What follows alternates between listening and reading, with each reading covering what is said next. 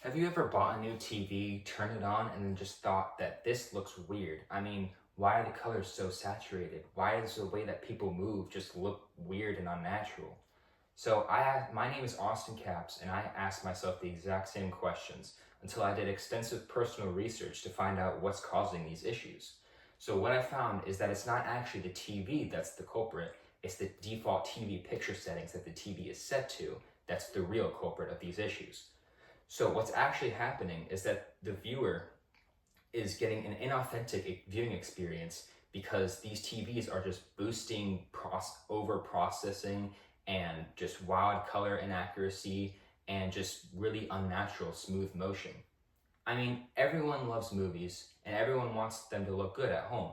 So why are we going to buy these expensive TVs for a lot of money if they're just going to look bad when we get them? So what I'd like to talk about today are the TV settings that are causing these issues, what they are, why they're even there in the first place, how they ruin the picture quality, and how to fix them.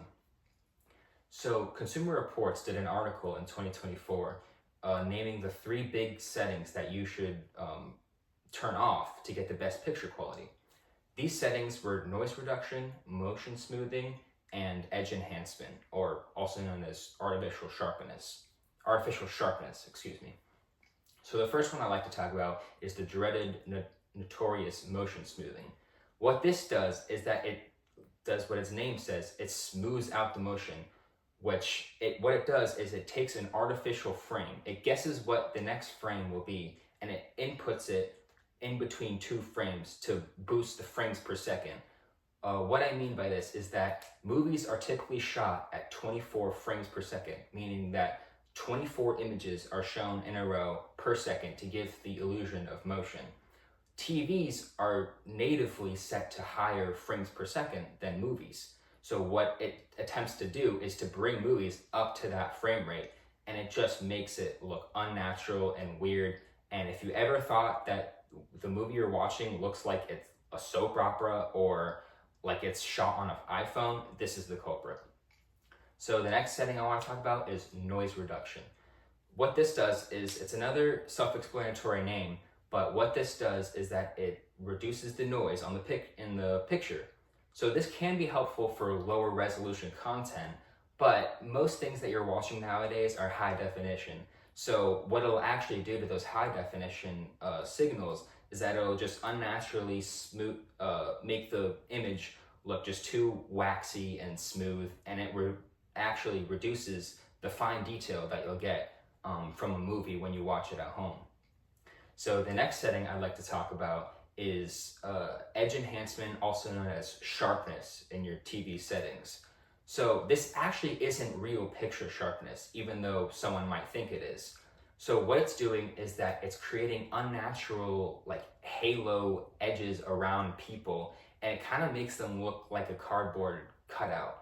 So it tries to give the illusion of sharpness, but all it's really doing is just artificial edge enhancement is what they call it. So it's best to leave this setting off. So this leads me into my next point about why this all should be turned off, especially for movies and TV shows. So movies and TV shows, the filmmakers and the content creators, they really take a lot of time getting the image to what they desire it to look like and what they think it should look like. And what the TV does is that it takes that and just puts a bunch of artificial settings and artificial enhancements to try to make it look better, even though you're actually losing detail. Another thing is color inaccuracy. So movies and really anything that's viewed on a digital screen is set to what's called a D65 white point standard. And what this is that it's the standard that Hollywood uses for filmmaking for color, really. And the TV is just it's really too cool. It's too cool of a color temperature, and it just boosts all of the artificial saturation for these colors, and it really loses the look of the film, which is really important to not do. So it's important to change the TV's color temperature to actually a warmer color temperature, because it's more accurate to what the content creator or the director intended. So how do we fix these problems? Well, the first obvious solution is just to manually go into the settings of your TV and turn all of these features off. But a new invention made by the UHD Alliance, also known as the Ultra High Definition Alliance, in collaboration with Hollywood filmmakers such as Christopher Nolan and Martin Scorsese, they have created what's called filmmaker mode on select TVs. What filmmaker mode does is that it turns off all artificial processing that a TV might have, and it preserves the correct aspect ratio, color temperature, and motion that the movie was originally intended. So the filmmaker mode about page on their website, they say that they stick it to a D65 white point, they turn off all edge enhancements and motion smoothing, all of that to correctly and authentically preserve the director's vision. And so this also might be a viable option to put on if your TV has it.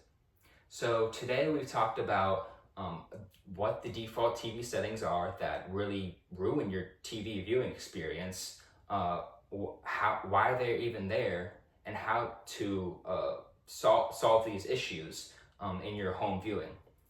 Thank you for watching and have a great rest of your day.